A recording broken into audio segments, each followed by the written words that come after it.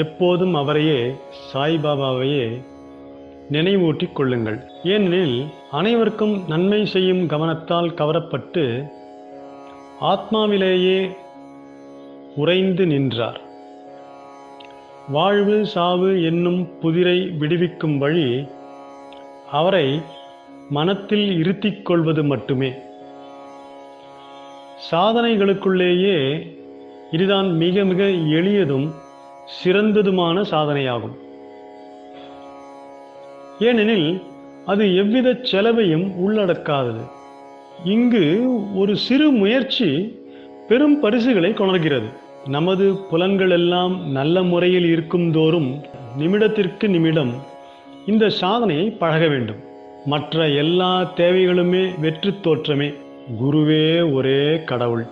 சத்குருவின் புனித திருவடிகளை நினைவு கூறுவோமானால் அவர் மேலும் சிறப்பான நிலைக்கு நமது அதிர்ஷ்டத்தை மாற்றிவிட இயலும். அவருக்கு சிறப்பாக சேவை செய்வோமானால் நாம் நமது சம்சாரத்தினின்று விடுபடுகிறோம். நியாயம், மீமாம்சை போன்ற தத்துவங்களை நாம் பயில தேவையில்லை. அவரை நமது வழிகாட்டியாக நாம் அமைத்துக் கொள்வோமானால் நமது அனைத்து துன்பங்கள், கவலைகள் என்னும் கடலை எளிதாக கடந்து செல்லலாம். ஆற்றையும் கடலையும் கடப்பதில் நாம் மாலுமியை நம்பியிருப்பதைப் போன்றே இவ்வுலக வாழ்வெனும் கடலை கடப்பதில் நமது சத்குருவை நாம் நம்ப வேண்டும். தமது அடியவர்களின் தீவிரமான உணர்வையும் பக்தியையும் அவர் நோக்கி ஞானத்தையும் சாஸ்வதமான கழிப்பேர் உவகையையும் அவர்களுக்கு உரித்தாக்குகிறார். கடந்த அத்தியாயத்தில் பாபாவின் பிச்சையை பற்றியும் பக்தர்களின் அனுபவங்களை பற்றியும் மற்ற விஷயங்களை பற்றியும் கூறப்பட்டது. பாபா எவ்வாறு வாழ்ந்தார் என்றும், எவ்வாறு தூங்கினார், எவ்வாறு கற்பித்தார் என்றும் வாசகர்கள் தற்போது கேட்பார்களாக. பாபாவின் அற்புதமான படுக்கும் பலகை. பாபா எங்கு எவ்வாறு தூங்கினார் என்பதை காண்போம். 4 முழம் நீளமும் 1 முழம் அகலமும் உள்ள பலகையை பாபா படுத்து உறங்குவதற்காக திரு நானா சாஹேப் டேங்லே கொணர்ந்தார். அதனை தரையில் போட்டு அதன் மீது படுத்து உறங்குவதற்கு பதிலாக மசூதியின் உத்தரங்களில் இற்றுப்போன கந்தல் துணிகளால் அதை ஒரு ஊஞ்சல் போல கட்டி அதன் மீது படுத்து உறங்க ஆரம்பித்தார். எப்படி பாபாவின் உடலை தாங்குகிறது என்பது ஒருபுறம் இருக்க, தனியாக படுக்கையையே தாங்குவது பிரச்சனையாக உள்ள அளவுக்கு அத்துணை மெல்லியதாகவும் இற்றுப்போயும் அக்கந்தல் துணி இருந்தது. ஆனால் எவ்விதமாகவோ பாபாவின் லீலையால் மட்டுமே அக்கந்தல் துணி பாபாவின் கணத்துடன் பலகையையும் தாங்கவே செய்தது. பலகையின் 4 மூலைகளிலும் மூலைக்கொரு மண் விளக்கு வீதம் ஏற்றி இரவு முழுவதும் எரிந்து கொண்டிருக்கும்படியாக வைப்பார். இப்பலகையின் மீது பாபா அமர்ந்து கொண்டிருப்பதையோ துயின்று கொண்டிருப்பதையோ கண்ணுறும் தரிசனமானது தேவர்களுக்கும் கிடைப்பதற்கு அரியதொன்றாகும். அதில் பாபா எங்கனம் ஏறி இறங்கினார் என்பது அனைவருக்கும் வியப்பை விளைவிப்பதாய் இருந்தது. இதனை அறியும் ஆர்வத்துடன் பாபா ஏறுவதையும் இறங்குவதையும் காண்பதற்காக பல கவனமுள்ள பார்வையாளர்கள் கவனித்துக் கொண்டிருந்த போதிலும் ஒருவரும் அதனை காண்பதில் வெற்றி பெறவில்லை. இவ்விதமான அரும் செயலை நுணுகி காண்பதற்காக கூட்டம் அதிகரிக்கவே செய்தது. ஒரு நாள் பாபா பலகையை துண்டு துண்டுகளாக உடைத்து எறிந்து விட்டார். 8 விதமான சித்திகளும் பாபாவின் ஆணையில் இருந்தன. அவர் அவைகளை ஒருபோதும் பயிற்சிக்கவோ அல்லது அவைகளுக்காக ஏங்கவோ இல்லை. அவைகள் பாபாவின் முழுமையினால் தாமாகவே அவரை வந்தெய்தின. பிரம்மத்தின் உருவ வெளிப்பாடு. 5 அடி 3 அங்குல உயரமுள்ள பாபா மனிதனைப் போல தோற்றமளித்தாலும் அனைவரின் இதயத்திலும் அவர் வாழ்ந்தார். அந்தரங்கமாக அவர் பந்தமற்றவராகவும் அக்கறையற்றவராகவும் இருந்தாலும் பகிரங்கத்தில் பொதுமக்களின் நலத்தை விரும்பினார். அகத்திலே மிகவும் ஆர்வமற்றவராக இருப்பினும் புறத்தில் தமது பக்தர்களுக்காக ஆசைகள் நிரம்ப பெற்றவராக இருந்தார். உள்ளே சாந்தத்தின் இருப்பிடமாக அவர் இருப்பினும் வெளியில் இருப்பு கொள்ளாதவராயிருந்தார். அந்தரங்கமாக பிரம்மானந்தங்களை அவர் எய்தியவராயிருந்தார். பகிரங்கமாய் பிசாசை போன்று நடந்து கொண்டார். அந்தரங்கமாய் அவர் அத்வைதத்தை விரும்பினார். பகிரங்கமாய் உலகோடு கட்டுப்பட்டவராயிருந்தார். சில நேரங்களில் அனைவரையும் பாசம் ததும்ப நோக்கினார். சில சந்தர்ப்பங்களில் அவர்கள் மீது கற்களை விட்டெறிந்தார். சில சமயம் அவர்களை கடிந்து கொண்டார். சில சந்தர்ப்பங்களில் அவர்களை அன்புடன் அரவணைத்தார். அமைதியாகவும் பதற்றமற்றவராகவும் பொறுமையுள்ளவராகவும் நல்ல சமநிலை உள்ளவராகவும் இருந்தார். ஆத்மாவிலேயே உறைந்து அதனாலேயே கவரப்பட்டு அதன் மயமாக ஆனார். தமது பக்தர்களுக்காக செய்ய வேண்டியவற்றை நன்கு செய்து முடித்தார். எப்போதும் அவர் ஒரே ஆசனத்தில் அமர்ந்திருந்தார். ஒருபோதும் பிரயாணம் செய்யவில்லை. அவரது தண்டம் சிறு குச்சியே ஆகும். அதை எப்போதும் தமது கையில் எடுத்துச் சென்றார். சாந்தமாகவும் எண்ணங்களில் இருந்து விடுபட்டவராகவும் இருந்தார். செல்வத்தையும் புகழையும் அவர் லட்சியம் செய்யாது பிச்சை எடுத்தே வாழ்ந்தார். இத்தகைய வாழ்க்கையையே அவர் நடத்தினார். அல்லாஹ் மாலிக், இறைவனே எஜமானன் என்று அவர் எப்போதும் சொல்லிக் கொண்டிருந்தார். அடியவர்களிடம் அவர் கொண்டிருந்த அன்பு ஏராளமானதும் தடையற்றதும் ஆகும். ஆத்ம ஞான சுரங்கமாகவும் பரமானந்தம் முழுமையும் நிரம்ப பெற்றவராகவும் இருந்தார். சாய்பாபாவின் தெய்வீக ரூபம் இத்தகையது. அத்தகைய எல்லையற்ற முடிவற்ற பாகுபாடற்ற புல் பூண்டிலிருந்து பிரம்மா வரையுள்ள பிரபஞ்சம் அனைத்தும் அரவணைக்கும் ஏக தத்துவமே சாய்பாபாவாக அவதரித்தது.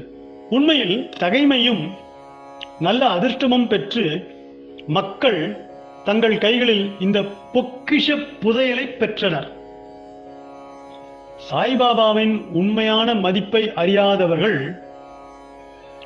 அவரை ஒரு மனிதனாக, சாதாரண மானிட பிறவியாக கருதுகிறார்கள். அவர்கள் உண்மையிலேயே பரிதாபத்துக்கு உரியவர்கள் ஆகிறார்கள்.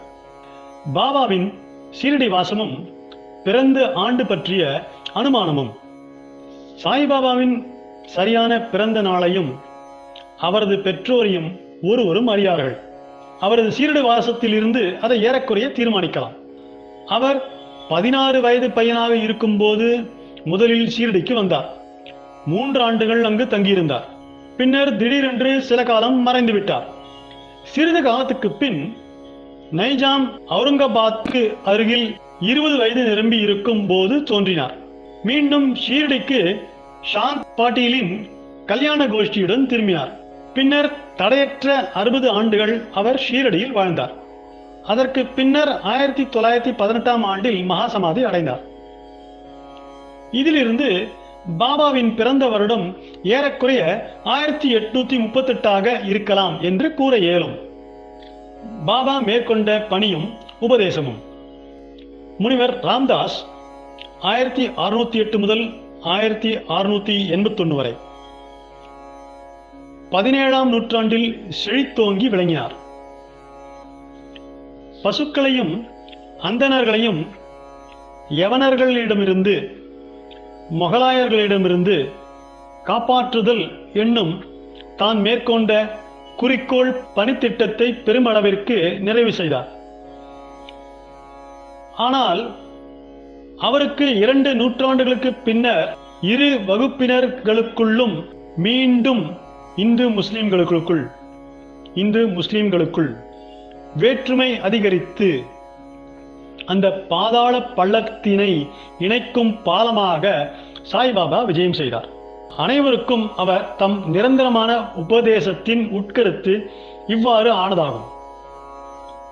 ராமரும், அதாவது இந்துக்களின் தெய்வம், ரஹீமும், அதாவது முஸ்லிம்களின் தெய்வம் ஒன்றே ஒன்றுதான். அவர்களுக்குள் எள்ளளவும் வேற்றுமை இல்லை.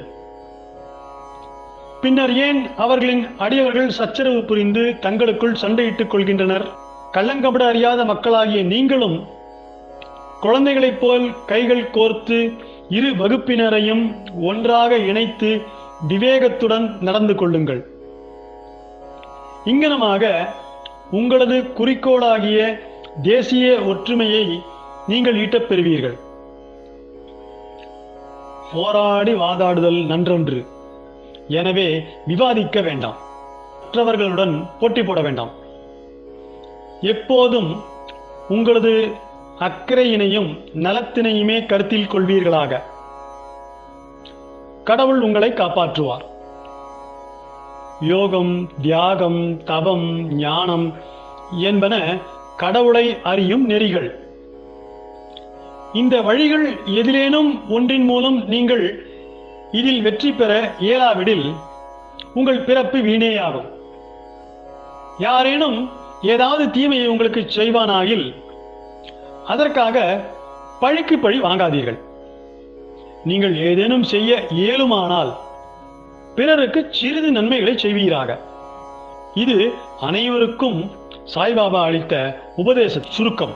இது லௌகீக ஆன்மீக விஷயங்கள் இரண்டிலுமே நிலம் பயப்பதாகும். சத்குருவாக சாய்பாபா. ஏராளமாக குருக்கள் இருக்கின்றனர். தங்கள் கரங்களில் ஜால்ரா, தாளக்கருவி, வீணை சைதம் வீடுதோறும் சென்று தமது ஆத்மீகத்தை படாடோபம் செய்து கொள்ளும் குருக்கள் உண்டு. அவர்கள் மந்திரங்களை தமது சீடர்களின் காதில் ஓதி அவர்களிடமிருந்து பணத்தை கறப்பர். தமது சீடர்களுக்கு கடவுள் பற்றையும் கடவுள் நம்பிக்கையையும் உபதேசிப்பதாக உணர்ச்சி வகையில் வெளிப்படையாக காட்டிக்கொள்வர். ஆனால் தாங்களோ கடவுள் பற்று அற்றவராகவும் இருப்பர். ஆனால் சாய்பாபா தமது தகமையையும் கடவுள் பற்று மெய்யுணர்வையும் காண்பிப்பதற்கு எவ்வித சிறிய முயற்சியையும் எடுக்கவே இல்லை. அடியவர்களிடம் பெருமளவு அன்பு கொண்டிருந்தார். இரண்டு விதமான குருக்கள் இருக்கின்றனர். ஒன்று நியத்து, நியமிக்கப்பட்டவர், குறிக்கப்பட்டவர். இரண்டு அநியத்து, நியமிக்கப்படாதவர், பொதுவானவர். பின்னவர்கள் தங்கள் உபதேசங்களால் நம்மிடத்தில் உள்ள நற்பண்புகளை அபிவிருத்தி செய்கின்றனர். நமது இதயத்தை தூய்மைப்படுத்துகிறார்கள். நம்மை வீடு பேற்றை அடையும் பாதையில் செல்ல தூண்டுகிறார்கள். இதற்கு மாறுபாடாக முன்னவர்களாகிய குருக்களோ நமது தனி இயல்பை, பேத உணர்வை அழித்து நீயே அது என்று உணரச் செய்து நம்மை ஏகத்துவத்தில் ஸ்தாபிக்கின்றனர். பல்வேறு வகையான உலக ஞானத்தை அளிக்கும் பல திறத்தான குருக்கள் இருக்கின்றனர். ஆனால் நம்மை நமது இயற்கையில் ஆத்மாவில் நிலைப்படுத்தி உலக வாழ்வென்றும் சாகரத்துக்கு அப்பால் நம்மை சுமந்து செல்பவரே சத்குரு எனப்படுவார். சாய்பாபா அத்தகைய ஒரு சத்குரு ஆவார். அவருடைய பெருமையை விவரிக்க இயலாது. யாரேனும் பாபாவின் தரிசனத்தை பெறச் சென்றால் கேட்கப்படாமலேயே அவரது கடந்த கால, நிகழ்கால, எதிர்காலங்களின் ஒவ்வொரு விவரத்தையும் உரைப்பார். எல்லா ஜீவராசிகளிடமும் அவர் தெய்வீகத்தை கண்டார். நண்பர்களும் பகைவர்களும் அவருக்கு ஒன்றே. அவாவற்றவராகவும் சமன் செய்யப்பட்டவராகவும் இருந்த அவர் தீயோருக்கும் கட்டுப்பட்டு செவிச்சாய்த்தார். சுபிஷத்திலும் துரதிர்ஷ்டத்திலும் அவர் ஒரே மாதிரியாய் இருந்தார். எப்போதும் எவ்வித ஐயமும் அவரை தீண்டவில்லை. இவ்வுடம்பில் அவர் இயங்கினார் எனினும் எள்ளளவும் தமது உடம்பிலேயோ வீட்டிலேயோ பற்றற்றவராகவே இருந்தார். உடலுறு கொன்று அவர் தோற்றமளித்தாலும் உண்மையில் அருவமானவர், அதாவது இந்த வாழ்க்கையிலிருந்து விடுதலையானவர். பாபாவின் பணிவுடைமை. பரமாத்மா அல்லது கடவுள் 6 குணாதிசயங்களை உடையவராக கூறப்படுகிறது. அதாவது 1 புகழ், 2 செல்வம், 3 பற்றின்மை, 4 ஞானம், 5 பேராற்றல், 6 வள்ளன்மை ஆகியவை ஆகும்.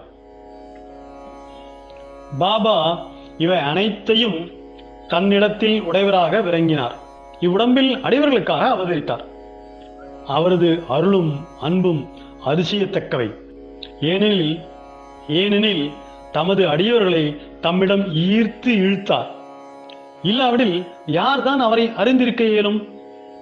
அவர் தமது பக்தர்களின் பொருட்டாக சரஸ்வதி தேவி கூட உரைக்க துணியாத அத்தகைய சொற்களை அவர் கூறினார். இதோ ஒரு உதாரணம். மிகவும் எளிமையாக பின்வருமாறு கூறினார்: நான் அடிமைகளுள் அடிமை, உங்களுக்கு கடன்பட்டவன். உங்களது தரிசனத்திலேயே திருப்தி அடைகிறேன். தங்களது திருவிடைகளை தரிசிக்கும் பெரும்பாக்கியம் பெற்றேன். நான் தங்களது மதத்தில் உள்ள ஒரு புழு. அங்கனமாகவே என்னை நான் ஆசீர்வதிக்கப்பட்டவனாக கருதுகிறேன். எத்தகைய பணிவுடைமை! இதை பிரசுரிப்பதன் மூலம் சாயிக்கு எத்தகைய அவமரியாதையாவது செய்யப்பட்டது என்று எவரேனும் நினைப்பாராகில் அவர்களிடம் மன்னிப்பை வேண்டிக் கொள்கிறோம்.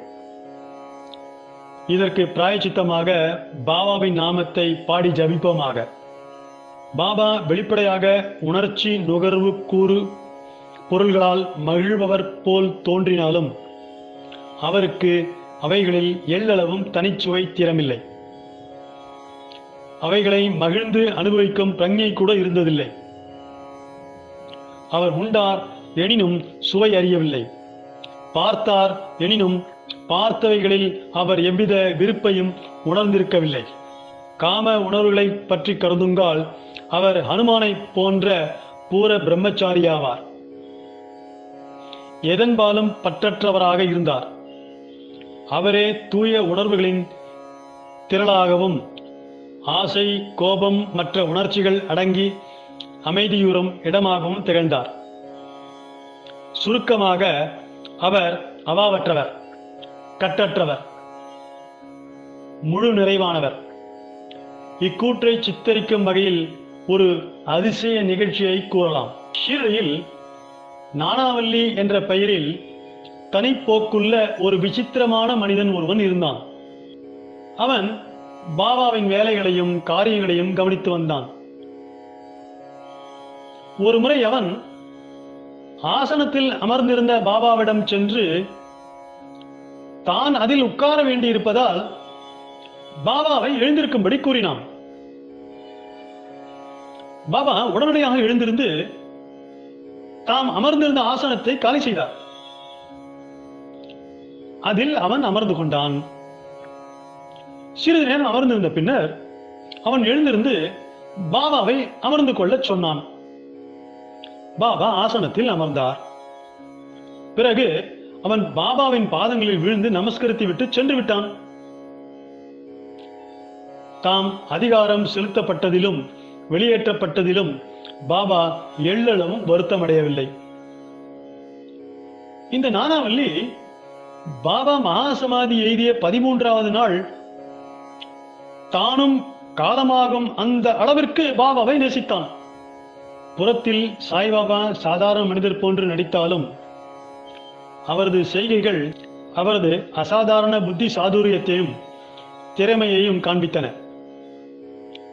அவர் எதை செய்த போதிலும் அவைகள் அடியவர்களின் நன்மை கருதியே செய்யப்பட்டன.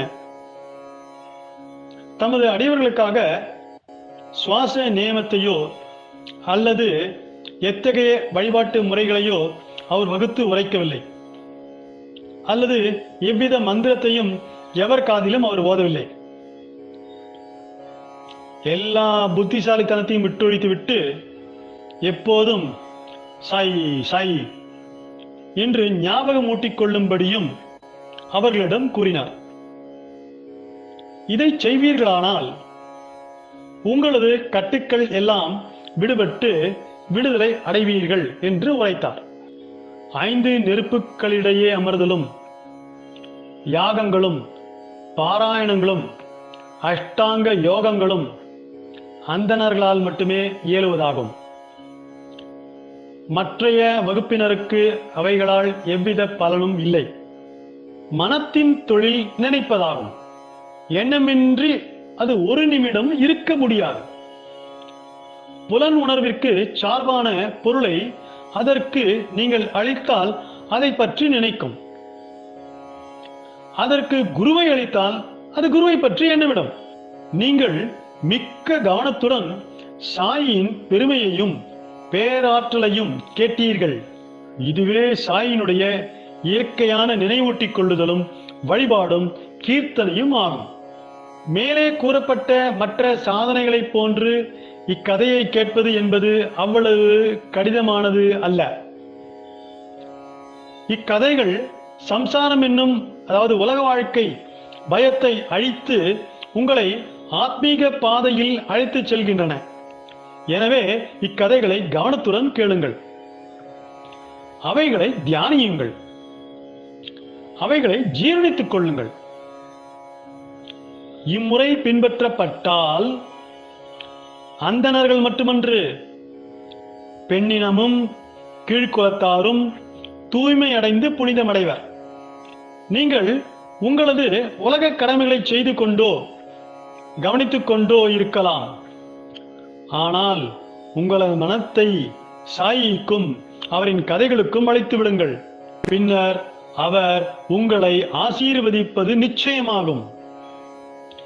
இதுவே மிகவும் எளிமையான வழியாகும். எனினும் அனைவரும் ஏன் அதை பின்பற்றவில்லை? காரணம் என்னவென்றால், கடவுள் அருளின்றி முனிவர்களின் கதைகளை கேட்கும் ஆர்வம் நமக்கு வருவதில்லை. கடவுள் அருளால் எல்லாம் தட்டு தடங்களின்றியும் எளியதாகவும் நடந்தேறுகிறது. முனிவர்களின் கதைகளை கேட்பது என்பது ஒரு வழியில் அவர்களின் சச்சங்கத்தை பெறுதலை நிகழ்ப்பதாகும். முனிவர்களின் கூட்டுறவின் முக்கியத்துவமானது மிகவும் பெரியது. நமது உடல் உணர்வையும் அகங்காரத்தையும் அகற்றி பிறப்பு இறப்பு என்னும் சங்கிலி தொடர்ச்சியை அறவே அழிக்கிறது. இதய முடிச்சுகளை எல்லாம் துண்டாக அறுத்துவிட்டு தூய உணர்வான கடவுளிடத்திலேயே நம்மை அழைத்துச் செல்கிறது. புலன் உணர்வு விஷயங்களை பற்றி நமது அபாவின்மையை நிச்சயம் அதிகரித்து இன்ப துன்பங்களை நாம் முழுவதும் லட்சியம் செய்யாதவாறும் ஆக்கி ஆத்மீக பாதையில் மென்மேலும் நம்மை அழைத்துச் செல்கிறது. நாம ஸ்மரணம், வழிபாடு அல்லது பக்தி போன்ற சாதனைகள் உங்களிடம் இல்லையாயினும் ஞானிகளிடம் உங்கள் முழு இதயத்தோடு சரணாகதி அடைவீர்களானால் இவ்வுலக வாழ்வினும் பெருங்கடலுக்கு அப்பால் அவர்கள் நம்மை பத்திரமாக இட்டுச் செல்வார்கள். இக்காரணத்துக்காகவே முனிவர்கள் உலகில் அவதரிக்கிறார்கள். உலகத்தின் பாவங்களை அடித்துச் செல்லும் கங்கை, கோதாவரி, கிருஷ்ணா, காவேரி முதலிய புனித ஆறுகள் கூட முனிவர்கள் ஸ்நானத்திற்காக தங்களிடம் வர வேண்டும் என்றும் தங்களை புனிதப்படுத்த வேண்டும் என்றும் விரும்புகின்றன. முனிவரின் பேராற்றல் அத்தகையது. முந்தைய பிறவிகளில் நாம் செய்த நற்கர்மங்களின் சேமிப்பு குவியல்களால் நாம் சாய்பாபாவினுடைய திருவடிகளை அடைய பெற்றோம். சாயின் ரூப தியானத்துடன் இந்த அத்தியாயத்தை நாம் முடிக்கிறோம்.